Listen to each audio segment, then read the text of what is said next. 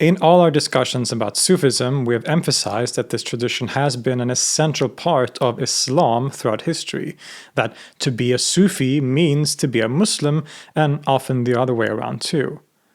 But in the contemporary world, the situation is a little more complicated. In fact, we find a lot of people today, Sufis included, that claim that this connection with Islam isn't necessarily set in stone. Instead, many see Sufism as more of a universal spirituality or path that can be traversed by basically anyone. And one of the most important figures for this development of a more universalist Sufism is the 20th century Sufi teacher Inayat Khan. He came from a traditional Sufi background in India, but also spread Sufism, was the first person to spread Sufism to what is known as the Western world, and gradually also adopted Sufism to a Western audience in really interesting and significant ways, so successfully, in fact, that his order that he started, which is today known as the Inayti order, or the Inayatiya, still survives and is practiced all around the world today.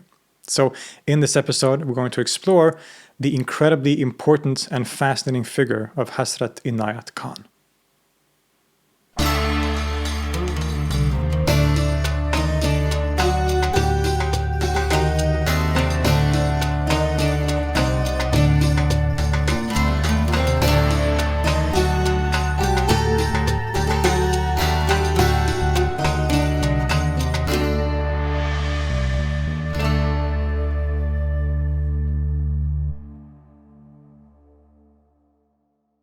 Inayat Khan was born in India in 1882.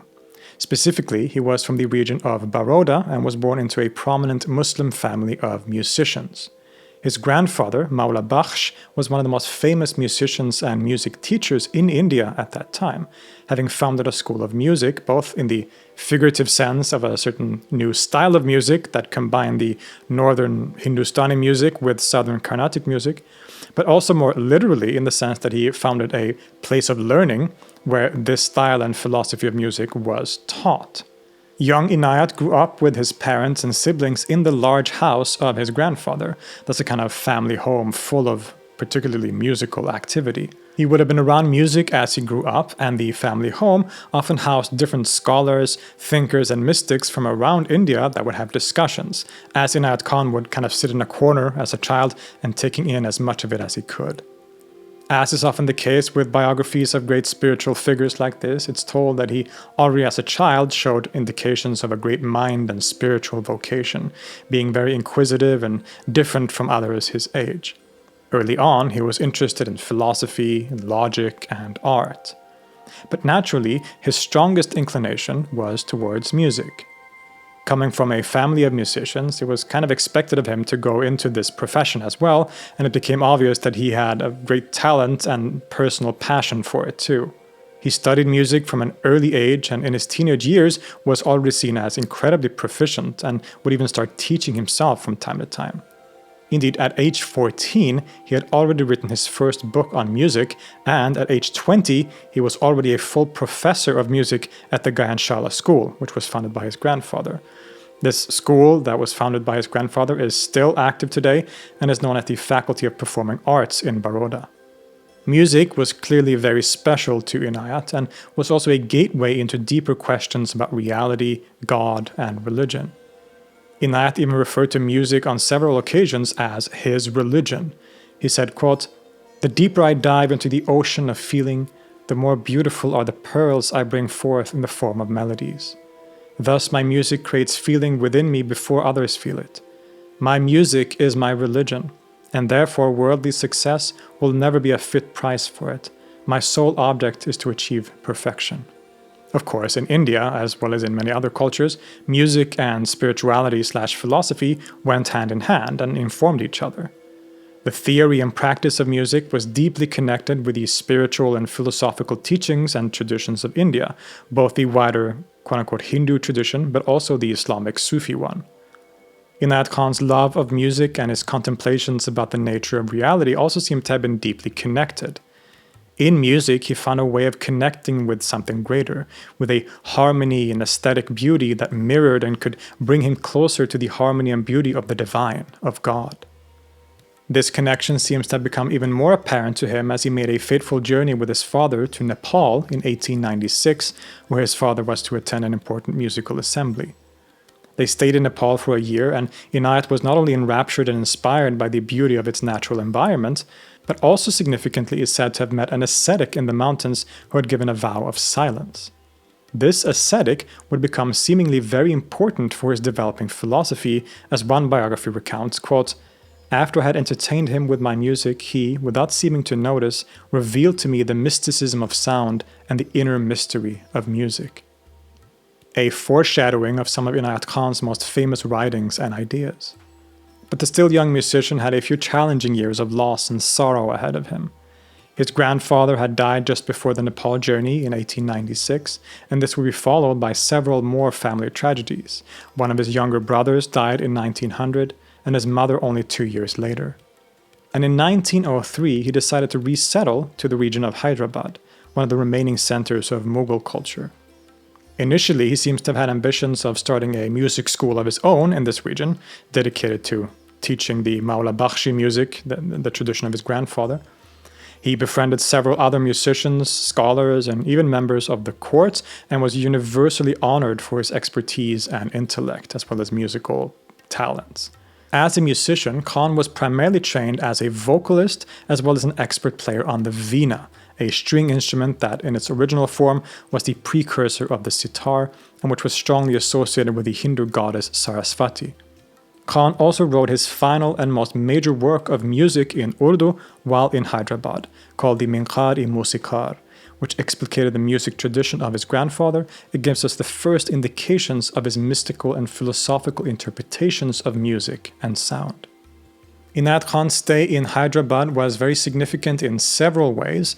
Not only did he establish himself even more here as one of the most prominent musicians and experts on music in India, basically, but it's also while staying in this region that his more, you could say, his spiritual journey takes on a more concrete form. Indeed, it is in Hyderabad that Inayat Khan meets the Sheikh or Murshid, the spiritual master that was to initiate and guide him in the mystical path of Sufism, Sheikh Saeed Abu Hashim al-Madani. He had met the master through a mutual scholarly friend and immediately became his murid or spiritual student. As we've seen, Inayat Khan had already had a spiritual inclination for much of his life, being interested in different mystical teachings and philosophies. It bears mentioning, as we said in the beginning, that Islam and Sufism were essentially synonymous with each other, so growing up a Muslim or just being around Muslims in India would have naturally exposed him to Sufism in different ways throughout his life. It was simply part of the culture in a way. But that doesn't mean the same thing as actually being initiated into a Sufi order or lineage and traveling on the mystical path. But this is what happens when he begins his intense training under al-Madani. Sayyid Abu Hashim al-Madani seems to have been a quite prominent spiritual master in the region at that time. In Sufism, the path is almost always taught by a master, a sheikh, to a student, a murid, and the authority to teach this technique of mysticism is inherited through a chain known as a silsila of spiritual authority. This authority or chain is given to you by your master, who is given it by his master, and so on. And these chains always stretch back all the way to the Prophet Muhammad as the ultimate spiritual authority. Over time, these silsilas or chains had also developed into different Sufi orders, known as a tariqa in singular or turuq in plural, with characteristic practices and features. Abu Hashim al-Madani appears to have inherited the lineage of several of these mystical orders, the Chishti, Naqshbandi, Qadri, and Suhrawardi. But it was the Chishti order that was his main lineage, you could say. An order that has very much been associated with the Indian subcontinent in particular, and is famous for its relative openness and emphasis on concepts like love and listening to music. Inayat Khan studied Sufism with all the practices and spiritual observances that includes under his sheikh for about 4 years in Hyderabad, until the master's death in 1907. As he completed this mystical training and was given the ijaza, or authority to teach Sufism himself, the master gave him a very famous instruction that would come to define the rest of Khan's life, saying, "Go, my child, into the world, harmonize the East and the West with the harmony of your music. Spread the wisdom of Sufism, for you are gifted by Allah, the most merciful and compassionate." Inayat Khan was now ready to fulfill his purpose. He was a professor of music and one of the most proficient and celebrated musicians in India, as well as a Sufi master in the Chishti lineage of Sufism. And he would combine both of these deeply interrelated aspects of his personality and soul to become one of the most important figures of the 20th century. He remained in India for a little longer, establishing himself as a teacher and further harmonizing and maturing his music-infused Sufi teachings. He traveled to places like Ceylon and Rangoon with his brothers, who basically now functioned as his Murids, and taught, spoke, and played music at different occasions and events. He would play concerts, but also often open the performances with a lecture about the music and its tradition, and probably also its philosophy. These last travels and musical appearances in places like Calcutta can be said to be the high point of his musical career in India. And there is actually a recording of his vocal performances from 1909 that you can listen to. It's been recorded on CDs, I think, and it's also on YouTube if you want to hear it. It's sadly only his vocal performances, so we don't hear him play the veena, for example, but it's still really interesting to hear his actual voice performing all this music that he held so dear and that he talked about so much in his writings. But in 1910, shortly after his father passed away, he was ready to take the instruction of his master to the next logical level. In order to unite East and West, he was to actually travel to the Western world to spread the Sufi message through his music. And in the process, he would change the spiritual and religious outlook of Europe and North America. But before we get to the origins of the Sufi movement in the West, we should back up a bit and just get a basic overview of the tradition that he was taking with him and spreading to the West, namely the Chishti tradition of Sufism. Sufism had been part of Islam since its earliest period. It developed as a way for devoted Muslims to deepen their relationship with the Quran and the Sunnah of the Prophet through an internalization of the Quranic teachings, with a deep commitment to ethics and a purification of the individual's soul on its journey to intimacy with God in this life. This was often done through a renunciate lifestyle and an initiatory structure where students, or murids, were trained by a sheikh on the mystical path. Many also claim that one could ultimately experience a kind of union with God, known as fana, where the individual ego or nafs is annihilated and then subsists, baqa, in the reality of God. Eventually, certain ritualized practices started appearing, such as dhikr, where names of God are chanted continuously, or sama', which is translated as audition or listening, where one would listen to music as a spiritual practice. We also have practices like khalwa, or spiritual retreats, where one would go into isolation for up to 40 days, focusing on meditation practices and contemplation. As mentioned before, Sufism eventually also developed into its different orders or paths, and the Chishti order is the one that perhaps is most associated with the Indian subcontinent and has been the most prominent order in this region historically. The order seems to have originated in Central Asia in a city called Chisht, where it gets its name from, but its most famous and important originating figure is Mu'inuddin Chishti, who settled in Ajmer in India, where he established the Chishti lineage and became greatly revered not only by fellow Muslims, but also by Hindus and people from other religions. His shrine in Ajmer is still visited by people from all walks of life today. The Chishti order that he established became very widespread in India and came to have certain key characteristics. One of them is their great love of music and the aforementioned ritual of sama'. While music has been important in Sufism generally, not all Sufi orders employ it or even consider it appropriate. But the Chishti order is one of the traditions where music is emphasized the most, and the practice of sama' is very prominent and central, as can be seen, for example, by the very famous Qawwali music of people like Nusrat Fateh Ali Khan. Another aspect of the Chishti order that is often pointed to as characteristic is a generally, let's call it, tolerant and open attitude. Mu'inuddin Chishti and his successors, like Nizamuddin Awliya, became known for their kind and open attitude to people from different religious backgrounds. Their approach to spreading Islam was through being a good, positive example and through practicing a kind of loving kindness, you could say. One of the students of Muhyiddin Chishti, one of the earliest Chishti figures, Baba Farid, is known to have welcomed and housed Hindu sages and Hindus generally in his Sufi lodge in India. Right? This is just one early example. But indeed, while most Sufi orders have always required its initiate to become or to be Muslims, there are even examples of Chishti masters accepting non-Muslims as students. This has been especially prominent in the sub-branch associated with the aforementioned Nizamuddin Awliya, which is known as the Chishtiya Nizamiya order, and even more so in the sub-branch associated with the lineage of the 18th century Chishti master Kalimullah Jahanabadi.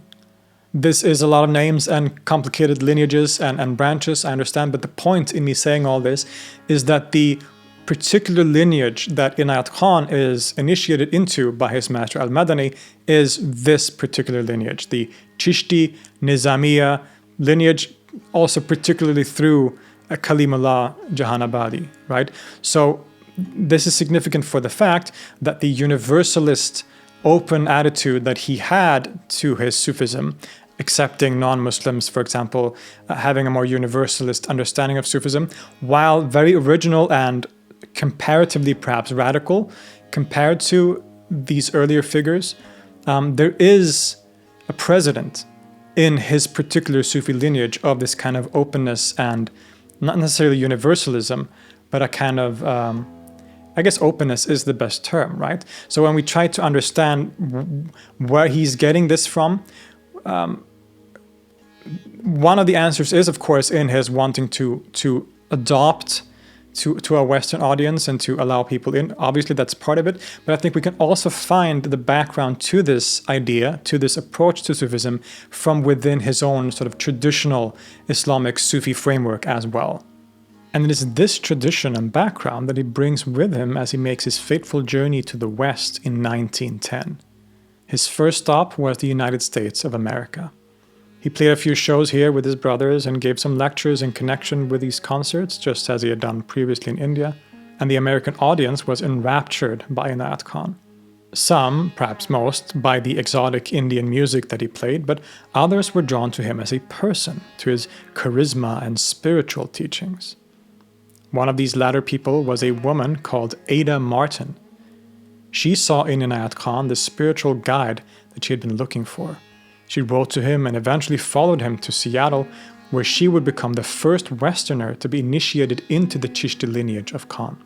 She took on the name Rabia, just like the famous early female Sufi from Basra, and would continue to be considered Inayat Khan's most advanced disciple, at least by some. The first Murshida, the feminine form of Murshid or master, leading the Sufi order's American branch essentially until her death in 1947.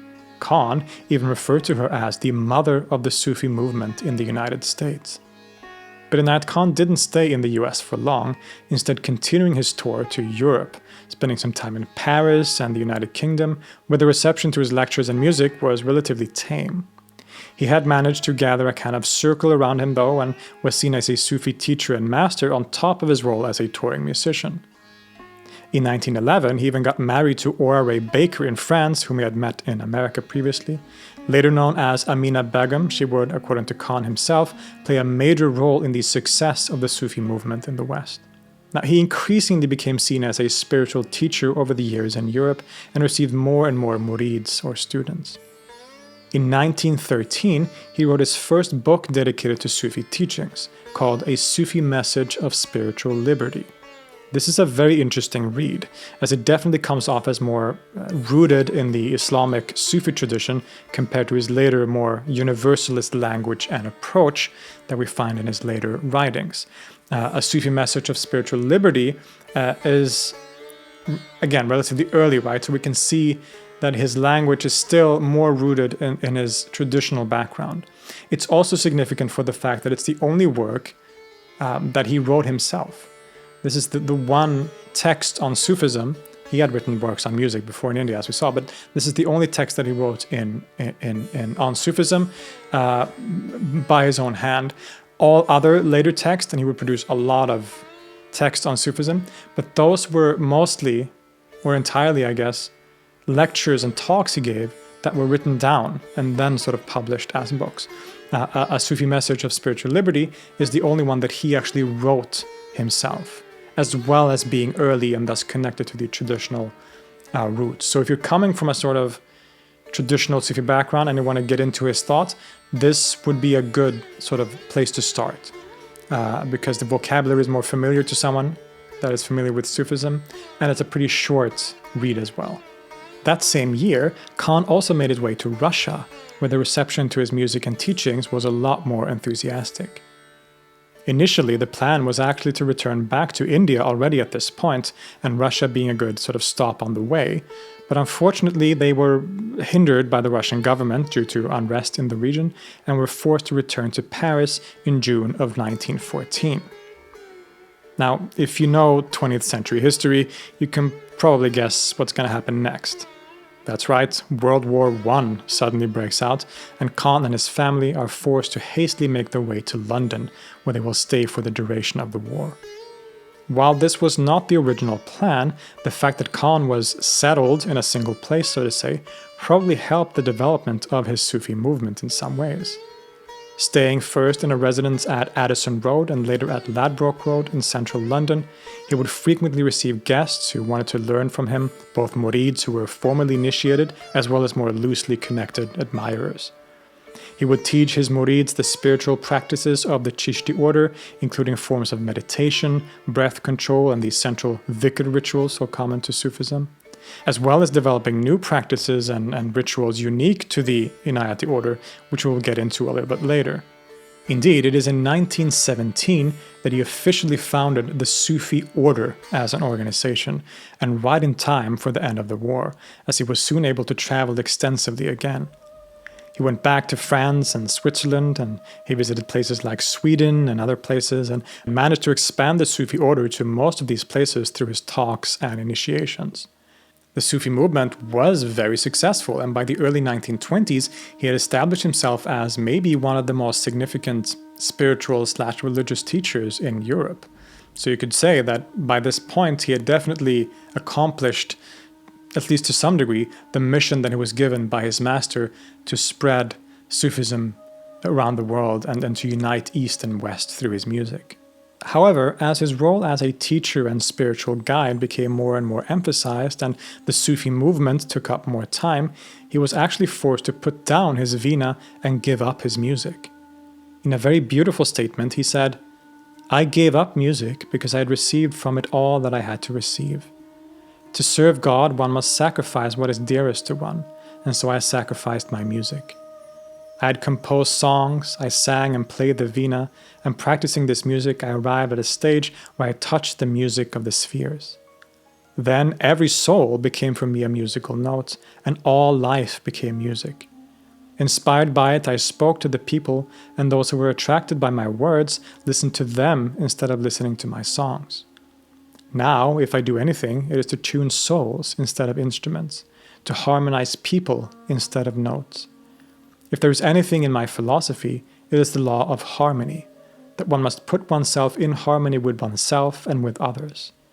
I have found in every word a certain musical value, a melody in every thought, harmony in every feeling, and I have tried to interpret the same thing with clear and simple words to those who used to listen to my music.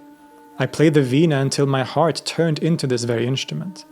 Then I offer this instrument to the divine musician, the only musician existing.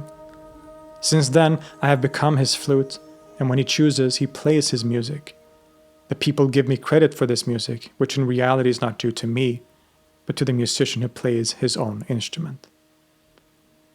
Now, it should be pointed out that when he says that he gave up music, this means specifically giving up music as a profession, I would argue.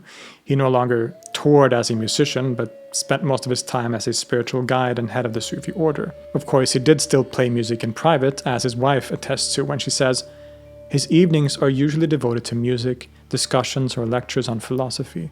During this latter part of the evening, he plays the veena and sometimes sings. I dare say his music at home is music more effective than it is outside." And, as will become obvious, his teachings would continue to be infused with musical imagery and connections to music for the rest of his life. So, while he gave up his life as a professional musician, music remained very important to Inayat Khan and his legacy. But what were those teachings more specifically? What are the philosophies and practices that he taught his students and which was followed by the Sufi order or the Sufi movement that he had created?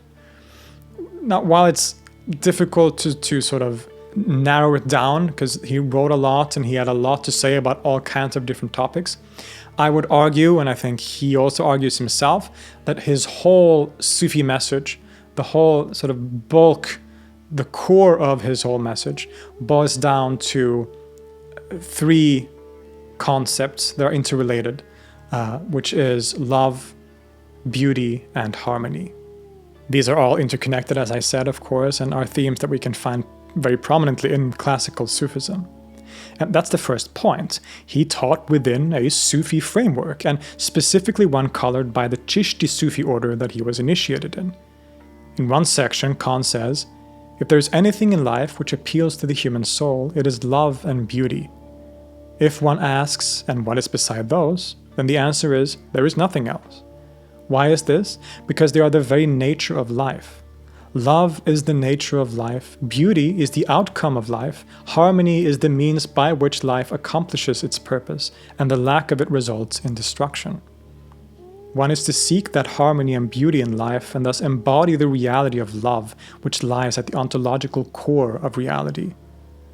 Reality itself is based on and moved by love, beauty being the manifestation of that love in the harmony of the universe. He says, love develops into harmony, and of harmony is born beauty." In this, Inayat Khan is of course indebted to his Islamic and Sufi lineage. The Quran says that, quote, "He loved them and they love him," which explains the essential relationship of love between God and his creation. It is the love for his hidden treasure to be manifested, as the famous Hadith Qudsi say, that results in God creating the world. This theme of love has been very recurring in the history of Sufism, and we find it commonly expressed by some of the great Sufi poets. But in particular, there is a certain trend within Sufism that has sometimes been referred to as the madhhab al-ishq, the school of love, that flourished in certain regions and literary cultures.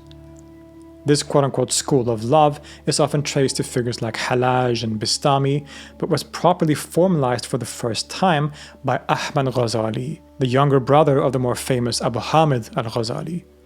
In his writings, such as in the Savaneh, Ghazali presents a metaphysics of love, where the relationship between the divine and human, and creation more generally, is represented by the triad of lover, ashiq, beloved, ma'shuq, and love, ishq.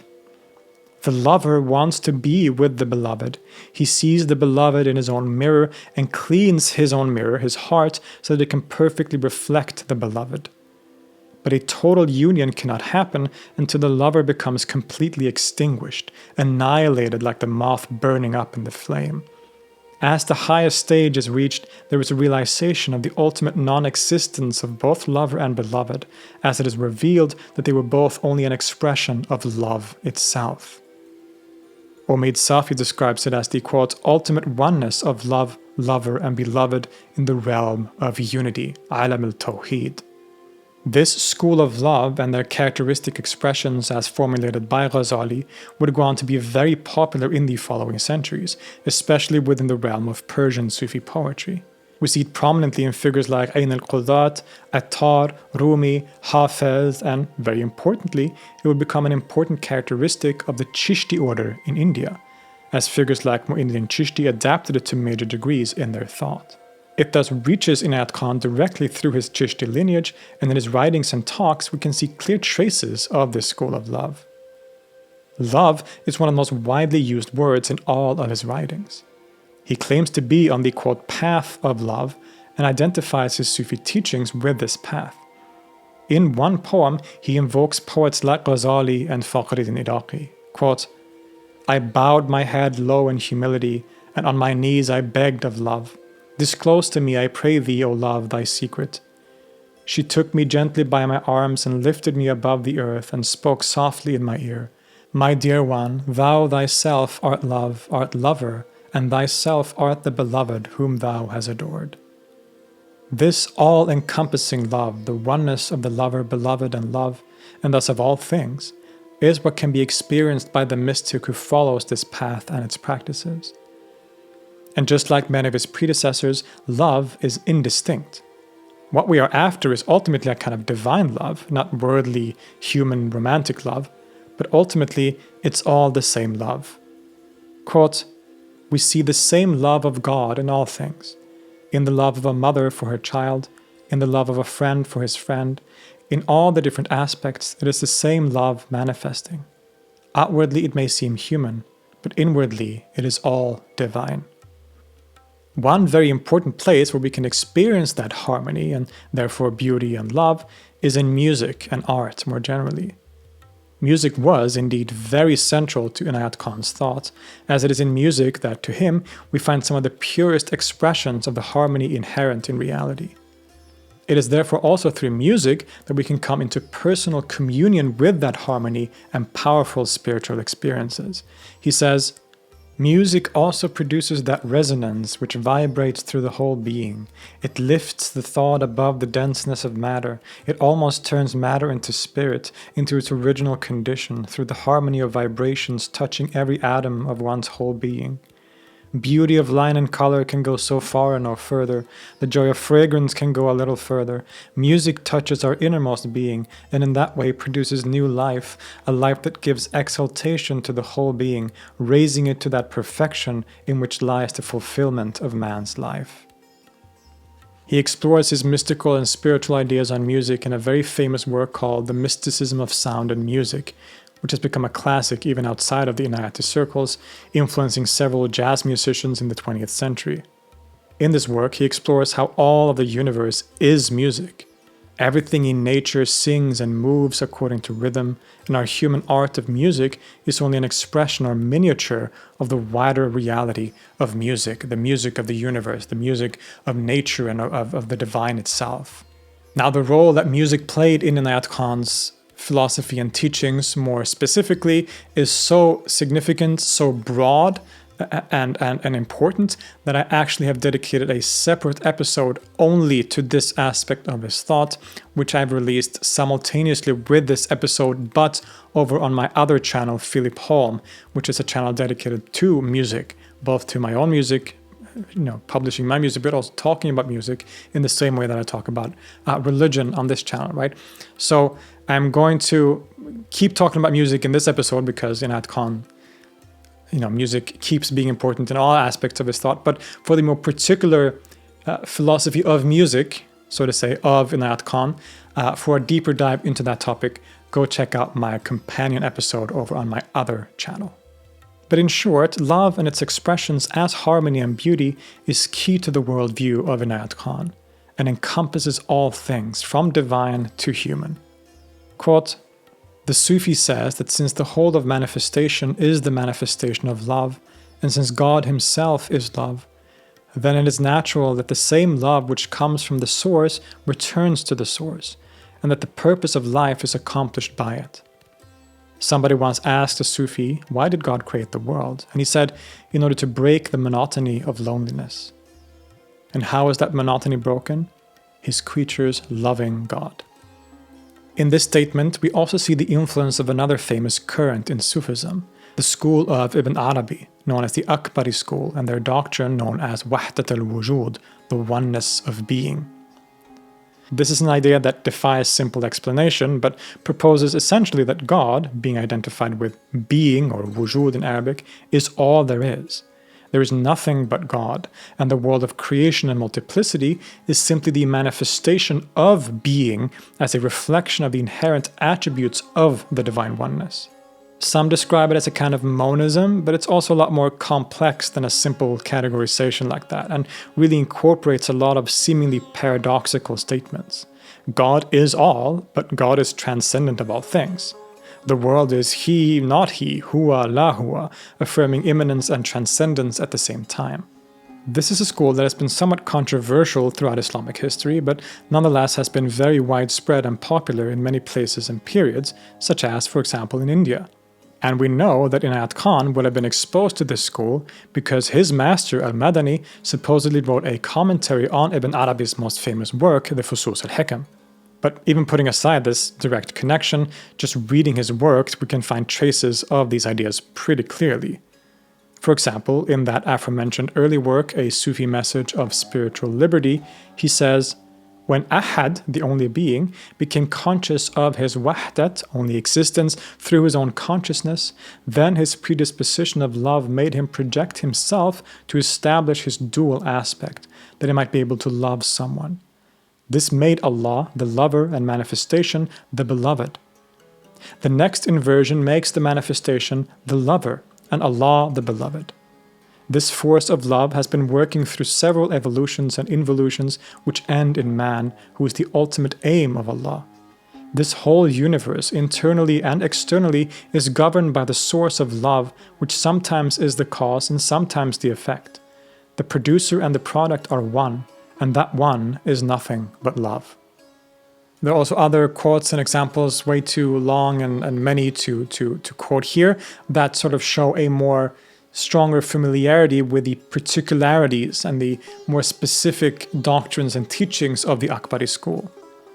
So we can see that Inayat Khan, while he was very innovative and unique in many ways, he is steeped in the traditional learning and schools of Sufi thought, from the sort of school of love to the Akbari school.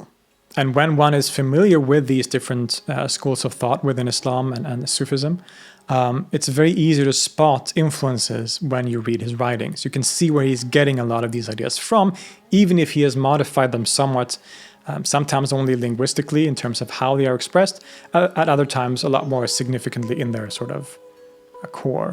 Mostly the former, though, I would say. But at the same time, it is of course true that Inayat Khan was a great innovator as well, and that as he presented Sufism to the Western audience, he did so in a way that was adapted to what he saw as the, quote, Western psychology, and in particular was given a much more universalist perspective. For example, instead of using internal Arabic and Persian terms for things, he would translate them to near equivalent terms in English, which of course was also impacted by the cultural trends of the time. One very important movement in early 20th century Europe and North America was of course the Theosophical Society, founded by Helena Blavatsky. This was a movement that also sought a kind of perennial core and truth within the teachings of all the world's religious traditions. Perhaps partly because Khan's message was rather similar to this, many of his early followers came directly from Theosophy. And because of this, the way that he formulated many of his ideas and teachings and practices bear imprints of the Theosophical movement in different ways, especially in the later periods of his life. Now, this wasn't a way of compromising or of changing the character of Sufism, but a strategy of adapting the essential teachings of Sufism to a new cultural language and paradigm, which was well within the bounds of his more perennialist interpretation of the Sufi tradition. In fact, Inayat Khan taught a Sufism that wasn't bound specifically to Islam. Its relationship to that religion was significant, of course, but not essential. Instead, Khan's Sufism was interpreted more as an expression of a kind of pure mysticism, one that could transcend the particularities of the world's different religions and unite humanity under a common spiritual message of transformation. In A Sufi Message of Spiritual Liberty, he says, "The idea that Sufism sprang from Islam or from any other religion is not necessarily true. Yet it may rightly be called the spirit of Islam, as well as the pure essence of all religions and philosophies." Indeed, in a more wide sense, he formulated this ecumenical emphasis in other parts of his writings. Quote, "The message of the Sufi movement is a call to humanity in general to unite in a world brotherhood beyond the boundaries of caste, creed, race, nation, or religion. The whole of humanity is one single body, and all nations, communities, and races are the different organs. The happiness and well-being of each of them is the happiness and well-being of the whole body." And in another place he says, "The central theme of the Sufi message is to bring about in the world the realization of the divinity of the human soul. The purpose of the soul is that for which the whole of creation has been striving, and it is the fulfillment of that purpose which is called God consciousness.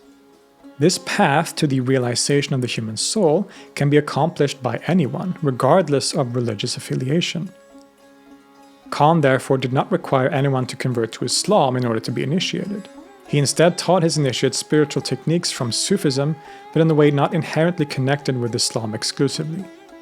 The goal of the Sufi or initiate in this context was a realization of the inherent divinity of the human soul, a kind of God consciousness where one realizes the oneness inherent in all things, including in the individual self, at least correctly understood as the self with a capital S, the spiritual heart where God can be encountered, and which is an ocean without a shore, to use Ibn Arabi's words. This is done primarily through different forms of breathing exercises, meditations, and ethical principles. Inayat Khan seems to have taught his Murids 4 stages of contemplation and realization: mujahada, concentration; muraqaba, contemplation; mushahada, meditation; and muayyana, realization. This realization is the same teaching that has been taught to prophets and masters of all ages, from Muhammad to Jesus to Krishna, Rama, the Buddha, Zarathustra, and so on. In the Sufi movement, nowadays known as the Inayti order, the basic teachings are often summarized as the so-called 10 Sufi thoughts. There is one God, the eternal, the only being. None exists save God. There is one master, the guiding spirit of all souls, who constantly leads followers towards the light. There is one holy book, the sacred manuscript of nature, the only scripture which can enlighten the reader. There is one religion, the unswerving progress in the right direction towards the ideal, which fulfills the life's purpose of every soul. There is one law, the law of reciprocity, which can be observed by a selfless conscience together with a sense of awakened justice. There is one brotherhood and sisterhood, the human brotherhood and sisterhood, which unites the children of earth indiscriminately in the parenthood of God. There is one moral, the love which springs forth from self-denial and blooms in deeds of beneficence. There is one object of praise, the beauty which uplifts the heart of its worshippers through all aspects from the seen to the unseen. There is one truth, the true knowledge of our being, within and without, which is the essence of all wisdom. There is one path, the annihilation of the false ego in the real, which raises the mortal to immortality, and in which resides all perfection. As part of the more organized structure that appeared with the foundation of the Sufi order, Inayat Khan also developed certain unique rituals that embody this universalist and humanitarian ideal. Particularly, an interreligious ceremony called universal worship, sometimes also called the Church of All. During this ceremony, people will enter a room together where they will find a kind of altar table with a candle burning along with incense. On the table are also scriptures from 6 of the world's major religions: Islam, Hinduism, Buddhism, Judaism, Christianity, and Zoroastrianism, and a candle for each religion beside the book. There is also a 7th candle representing all the other religions of the world and the universal truth that they represent. All the light from the candles symbolically illuminates the room together. The gathering will then read excerpts from the different scriptures together, and an ordained leader called a cherag will often hold sermons. Furthermore, as part of this ceremony, certain invocations are made, which also express some of the essential aspects of the teachings. One of these goes like this: toward the One, the perfection of love, harmony, and beauty, the only being, united with the illuminated souls who form the embodiment of the Master, the Spirit of guidance. And a prayer which goes like this: allow us to recognize Thee in all Thy holy names and forms, as Rama, as Krishna, as Shiva, as Buddha. Let us know Thee as Abraham, as Solomon, as Zarathustra, as Moses, as Jesus, as Muhammad, and in many other names and forms known and unknown to the world. It is this universalist aspect of his teachings that has made him so unique and significant, and which renders him distinct in some ways from the traditional forms of Sufism. Almost everything that he teaches can, after all, be in some way found in Sufism. Even the universalism does have some precedence in the tradition, especially in the Chishti order, as we saw. We do know again that some Chishti masters historically would initiate non-Muslims and teach them, and India during the Mughal period especially was a place of incredibly fruitful religious dialogue and discussion between Muslims, Hindus, and others. We see this, for example, with the Emperor Akbar and his great-grandson Dara Shukoh, but also more generally. Muslims/Sufis took an interest in the Hindu traditions and did often speculate that figures like Krishna and Rama were actually prophets of God, only later misunderstood by the Hindus to be gods. As Khan would formulate it, they were all embodiments of that prophetic light and guiding principle of enlightenment, which he called the spirit of guidance. So even these aspects we can see examples of earlier in Sufism. What made Inayat Khan different was that he took these principles even further than anyone else had previously done, and in a genius way was able to attract a Western audience through his reformulation of classic Sufi ideas.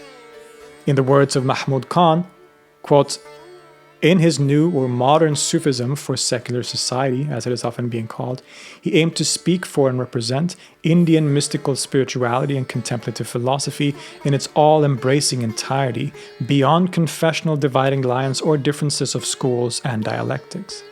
That is why his work has justifiably been described as a further modernizing and above all universalizing development of Sufism." There were also other communal practices that the Murids took part in. There would be regular sessions of dhikr, perhaps the most common Sufi practice historically, as well as 2 weekly lectures held by Inayat Khan himself, individual teaching sessions with Murids, and of course the performance of and listening to music. As the order expanded, the headquarters of the movement, called the Khanaqah, was moved from London to Geneva, and the Khan family themselves eventually moved to Suresnes, a suburb in Paris in France. It was also here in France, at this particular house, that the annual so-called summer schools would be held for the rest of his life, which in some ways became the central point of the movement more widely throughout the 1920s, where the sort of most of the public sort of teachings or teaching sessions with his students would take place. The summer schools were very important, perhaps the most important for the movement in this sense. Another very significant aspect of Inayat Khan and his movement is the very prominent role that women played in this movement. Now, of course, there have been plenty of significant and important women in the history of Sufism. We already mentioned Rabia al-Basri, for example, one of the earliest Islamic mystics. We also have someone like Aisha al-Ba'uniya, the great Sufi poet. One of the famous early figures in the Shadili Sufi order is Aisha al-Ma'nubiya. Many of the Mughal princesses were involved with Sufism very famously, right? So there are many examples. In fact, Sufism might be the sort of the discipline within Islam where women has been able to flourish the most as authorities and as important figures, because it didn't require the same amount of like school learning, for example, and aspects of society that women didn't really have access to in the same way. So Sufism, so women have been very prominent in Sufism, especially compared to other aspects of society. But with that said, it has been a mostly male-dominated tradition and culture, right? At least in its sort of forward-facing aspect. But with Inayat Khan and the Sufi movement, things are quite different and special, right? We saw, for example, that his very first initiate in the West, Rabia Martin in the US, was a woman, right? And at the end of his life, right before he died, out of all of his initiates, only 4 had reached the station of being a Murshid/Murshida, which is being a sort of a teacher themselves, a master themselves, and they were all women. Right, so this shows you the importance that women played in the movement, both as teachers, as spiritual teachers, but also in terms of organizing the movement. A big section of the followers more generally were women, and Inayat Khan himself seems to have a pretty high opinion of women and their spiritual potential, so to say. He even wrote himself that, quote, "There is no line of work or study which woman in the West does not undertake and does not accomplish as well as man. Even in social and political activities, in religion and spiritual ideas, she indeed excels man. The charitable organizations existing in different parts of the West are mostly supported by the women, and I see as clear as daylight that the hour is coming when woman will lead humanity to a higher evolution." To add to this, his oldest daughter, Noor Nisa, often known as Noor Inayat Khan, would become a famous and significant figure in the 20th century, but for completely different reasons.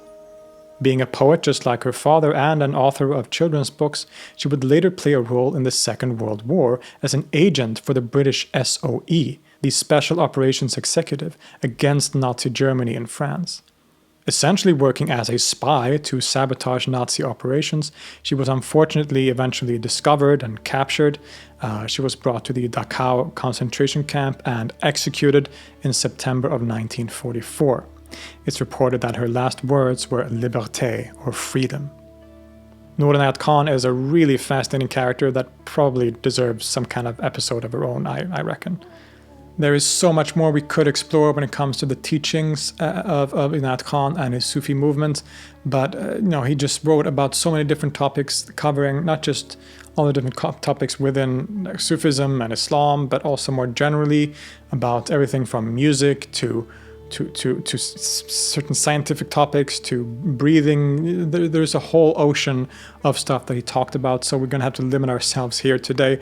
I've tried as best I can to boil it down to some of the core characteristics and core aspects of his teachings. If you want to know more, then there's plenty of publications of his own works, but also certain works about him that you can consult. There is thankfully a lot of good literature on Inayat Khan and by Inayat Khan. So go check that out if you're interested in diving even deeper into this topic, as well as don't forget to check out my other video on the philosophy of music that I'll be publishing on my other channel today. According to many sources, it seems that Inayat Khan was not a great fan of the organizational structure that he was kind of forced to employ to make the Sufi order work in the West. He was tired of the administration and other things that came along with it, and on top of that, he had of course wanted to return home to India for a long time.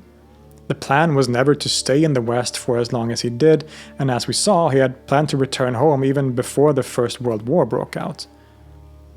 The idea seems to have been that the Khanaqah, the center of the movement, would eventually move to India, and that the Sufi order would have its base there. In late 1926, he finally decided to take a trip back home to India. He goes on a kind of tour of his home country, visiting Ajmer and the Dargah or tomb of the great Mu'in Chishti, the foundational figure of the Chishti order. He also goes to New Delhi, visiting the Dargah of Nizamuddin Awliya and meeting with its caretaker. Lastly, he also goes back home to Baroda to visit his family home, but unfortunately he finds it run down and completely abandoned, which would have probably brought with it a lot of kind of sadness and sorrow. He then returns to Delhi, but suddenly falls very ill from some kind of cold, and very suddenly and shockingly succumbs to the illness shortly thereafter. On February 5th, 1927, Inayat Khan dies in India, only 44 years old. His tomb is still there in Delhi and is regularly visited by followers and admirers, as well as Qawwali musicians performing beautiful music.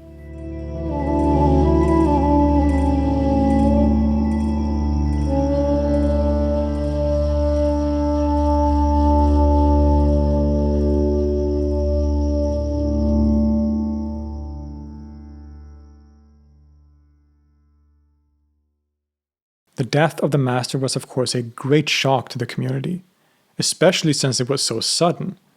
The still young Sufi movement in the West was forced to continue without him, and this pretty quickly resulted in disagreements and friction.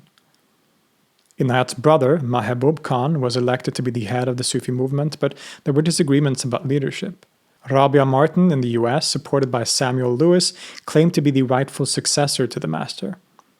As she traveled to India to visit Khan's tomb, she was also recognized as a legitimate teacher in the Inayati lineage by Khawaja Hassan Nizami, a major Chishti teacher and custodian of the Dargah of Nizamuddin Awliya. This is the caretaker of the tomb that Inayat Khan himself had met and conversed with shortly before he died, and he had talked about his Murids in the West, including Rabia Martin.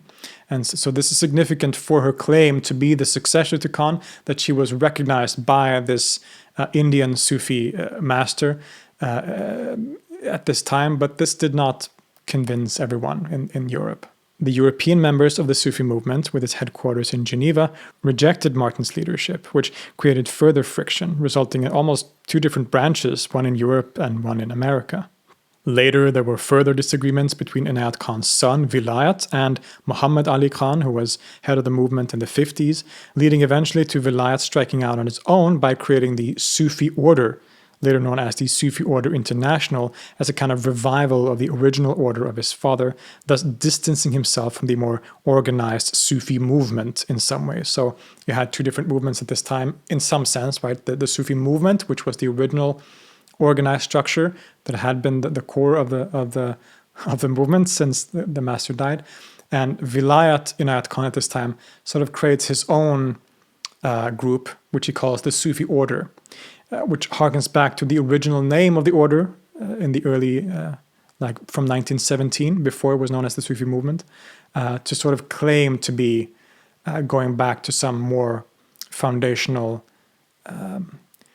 teachings and wish of his father, right? So I don't think that sort of differences between these as branches or a sort of conflict between them should necessarily be overemphasized, but it's important to know that these differences existed for a lot of the 20th century. In America, Samuel Lewis, sometimes known as Sufi Sam, also became an important teacher of his own, being connected both with Vilayat and his order, but also acting independently and playing a major role in the wider hippie movement of the late 60s and early 70s. He was, together with Vilayat Inayat Khan, behind the so-called Dances for Universal Peace, and founded the organization called Sufi Ruhaniyat International. Within the Sufi movement, one of their leaders in the 60s and 70s, Fazl Inayat Khan, eventually also left the movement to create another outgrowth called the Sufi Way. So we can see that the original Sufi movement, started by Hazrat Inayat Khan, became quite a complicated affair. By the 1980s, you had the Sufi movement led by various members of Khan's family. You had the Sufi Way of Fazl Inayat Khan, the Sufi Ruhaniyat International of Sam Lewis, and the Sufi Order led by Inayat's own son, Pir Vilayat. Arguably, it was Vilayat Inayat Khan that was to become ultimately the most successful. Being the oldest son of Inayat Khan brought with it a certain level of authority, and Pir Vilayat could also strengthen his role as spiritual master by actually spending a significant amount of time in India studying with Sufis and Indian sadhus. He was also quite a gifted speaker and author. Since 2000, the order has been led by Pir Zia Inayat Khan, the son of Vilayat and thus grandson of Inayat Khan himself. As part of their activities, he also founded what is known as Suluk Press, which has published several different books by Inayat Khan as well as books on Sufism more generally. In 2016, the name of the order was changed from the Sufi Order International to the Inayti Order, thus taking on a more traditional style name after its founder's name, as has been so common in Sufism historically. In other words, even nearly 100 years after he passed away, the legacy of Inayat Khan remains strong. The Sufi order that he founded, which today is known as the Inayatiya or the Inayti order, and which was the earliest ever to be established in Western Europe and North America, is still popular and active today. The way that he was able to take his traditional classic Sufi lineage and teachings and reformulate them in a way that spoke to the Western audience through his message of love, harmony, and beauty, also topped off with a lot of music and musical mysticism, was quite ingenious and very, very successful, making him one of the most significant figures in the 20th century when it comes to religion, spirituality, and mysticism. And as Sufism in all its variety has become a lot more popular and well-known in the West since then, he still remains one of the most significant and important figures in that whole development. Thank you so much for watching this video. Don't forget to go check out my companion episode that focuses particularly on the philosophy of music of Inayat Khan over on my other channel. Also make sure to subscribe to that channel if you want more content like this, as well as my own music, in which I do my best to invoke the divine harmony of the universe, as Inayat Khan would put it. For example, I recently released a song called Gradstänk based on the poems of the Swedish poet Gustaf Fröding, one of his mystical poems. So go check that out if you're interested. If you want to follow my work generally, check out my socials. There's a bunch of them here on the screen. And as always, I would like to give a special thank you and shout out to my patrons who really keep this channel going and make all this possible. Without my patrons, none of this would be happening, and I am so honored, so grateful to be able to do this for a living, basically, to take something that I'm passionate about and share it with you, and to create this community where we can learn together about all these amazing topics. It really is such an amazing privilege, and I am so thankful to everyone watching, but especially perhaps, if I may say so, to my patrons who support me monetarily. So if anyone else wants to become a patron and support this work, we'll leave links to that in the description, where you can find ways of supporting monthly. You can also do a one-time donation through PayPal, or just liking, commenting, or subscribing is immensely helpful for this channel. And I appreciate all the support and all the comments and wonderful discussions that are had in the comment section. I hope this was an interesting episode. I certainly enjoyed making it a lot. Look forward to more topics on Sufism in the future. And until then, I'll see you next time.